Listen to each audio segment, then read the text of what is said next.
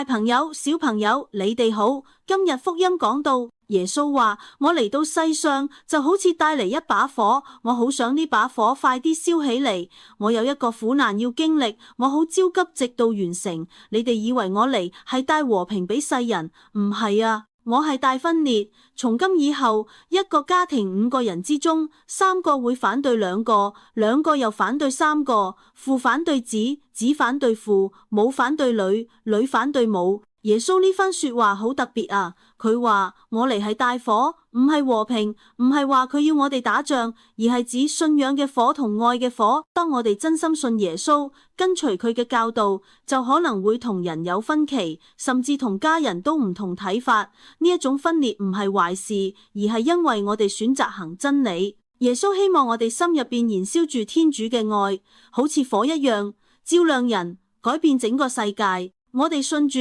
有冇怕過人哋唔同意我哋嘅信仰？有時候堅持真理會令我孤單，但耶穌話唔使怕，佢同我哋一齊行。今日我哋可唔可以再一次請聖神點燃我哋嘅心，成為天主愛嘅火焰？主耶穌，求你點燃我心中嘅火，令我有勇氣見證真理啊！喺困難中都唔放棄去愛主愛人。阿們。